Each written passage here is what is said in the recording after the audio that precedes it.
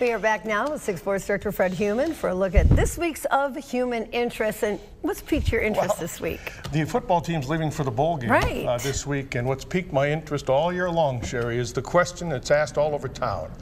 How has MSU's football team made this remarkable turnaround from 3-9 in 2016 to 9-3 and maybe 10-3 after the bowl game this season? Today I pursued the name I've heard from dozens of players all year long. He's Ken Manny, MSU's longtime strength and conditioning coach, a leader of men, and a man who started a process 1 year ago this week after MSU finished with no bowl game, and he was thinking ahead.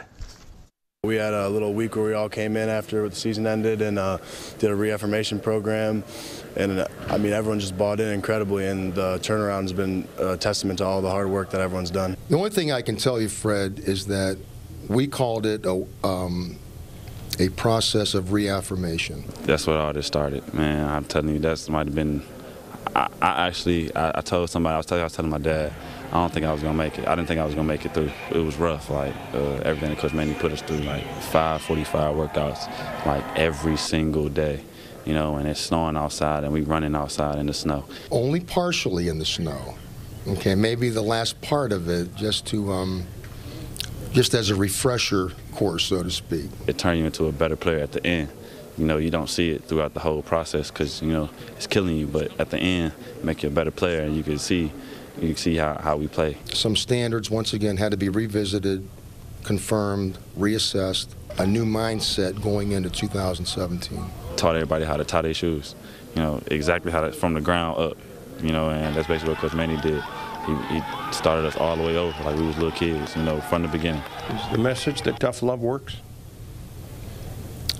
I like to believe that. I always think that young people have something inside of them that they really don't know how to find yet. Okay, it's in there, but they need help bringing it out. I thank them for that. You know, it's not like you can say, man, I can't stand Coach Manny for working me hard. You know, he worked us hard because he knew what we could be.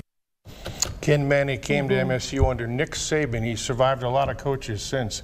You see why they keep him around, right? Absolutely. And he gave Kirk Cousins a message many years ago that championships are built on 1,000 invisible mornings when nobody is watching. I've heard him speak. He's so inspirational. Yeah, he's good. Thank you for highlighting him.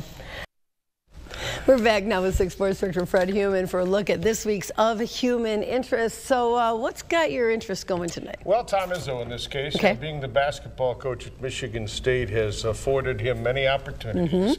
And over the summer, he and his longtime friend and assistant coach, Mike Garland, went to Chicago and paid a visit to the syndicated Judge Mathis show. Won't take you long to find Izzo in this clip. The good news is my favorite coach in college, who happens to be here today. All right. Routinely, basketball coach, they routinely beat, I hope you know that, Ohio State. Ohio State. I'll let you say his name, Mr. Ohio State. Say it. Tom Izzo. Say it. Right behind you. There you go. There you go. That's Tom Izzo in the flesh, right behind the Ohio State fan who had his case heard by Judge Mathis. This episode was taped over the summer in Chicago. Izzo's a personal friend of the judge. In fact, the judge's daughter was a student assistant to Izzo. Here's Tom's reaction to his day in court with Judge Mathis. Mike Garland and I had probably the time of our life. You know, Judge Mathis' daughter worked for me and invited us over, and we kept saying we'd come. And finally, in the late summer, I said, let's go over and see the judge.